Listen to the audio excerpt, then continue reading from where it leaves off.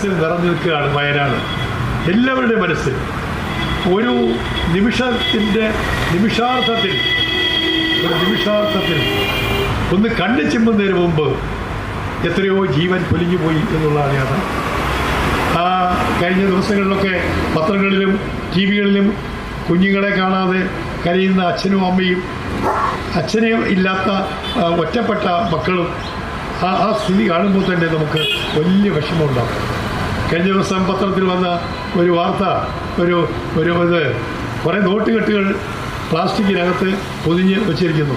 അത് ഒന്നുകിൽ ആ വീട്ടിലെ കുട്ടിയുടെ കല്യാണത്തിനായിരിക്കും, അല്ലെങ്കിൽ വേറെ ഏതെങ്കിലും നല്ല കാര്യത്തിന് വെച്ചതായിരിക്കും.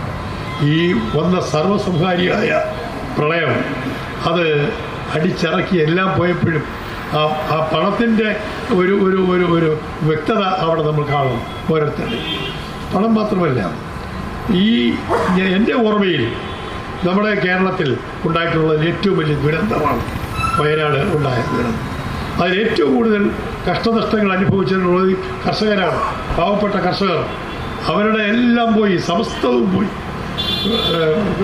ആ സമസ്തവും നഷ്ടപ്പെട്ടപ്പോൾ ആ നഷ്ടപ്പെട്ടവരുടെ മുമ്പിൽ നമുക്ക് ഇപ്പോൾ നേരത്തെ ഇവിടെ സംസാരിച്ച് നിർത്തിയപ്പോൾ പറഞ്ഞതുപോലെ അനുശോചനം രേഖപ്പെടുത്തുവാനും ദുഃഖം പങ്കിടാനും മാത്രമേ കഴിയൂ എന്നുള്ളതൊരു യാഥാർത്ഥ്യമാണ്. അത് ശരി.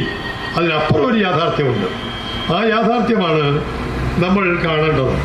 ഇത്രയും ദിവസമായിട്ടും അതിന് ഒരു ക്രിയാത്മകമായ പദ്ധതി തയ്യാറാക്കാൻ കേരള ഗവൺമെൻറ് കഴിഞ്ഞില്ല എന്നുള്ളതാണ് യാഥാർത്ഥ്യം. കഴിഞ്ഞ ദിവസം കോൺഗ്രസ് പാർട്ടിയുടെ പൊളിറ്റിക്കൽ അഫയേഴ്സ് കമ്മിറ്റി രാത്രിയിൽ കൂടുകയുണ്ടായി. ആ കൂടിയപ്പോൾ പ്രതിപക്ഷ നേതൃത്വം അടക്കമുള്ളവർ ഒട്ടനവധി നിവേദനങ്ങൾ, ഒട്ടനവധി സംവിധാനങ്ങൾ പറഞ്ഞു. ഞങ്ങൾ വീട് വെച്ചു കൊടുക്കാൻ തയ്യാറാണ്, ഞങ്ങൾ ആവശ്യക്കാർക്ക് ഇത് കൊടുക്കാൻ പറയും. പക്ഷെ ഗവൺമെൻറ്റിൻ്റെ സ്റ്റാൻഡ് എന്താണ്? ഗവൺമെൻറ് എന്തിനാണ് ഇതിൽ ചെയ്യാൻ ഉദ്ദേശിക്കുന്നത്? ഗവൺമെൻറ്റിന് ഇപ്പോഴും ഇരുട്ടി തപ്പുകയാണ്, എന്ത് ചെയ്യണം എന്നറിയാൻ കഴിയാത്ത തപ്പലാണ്.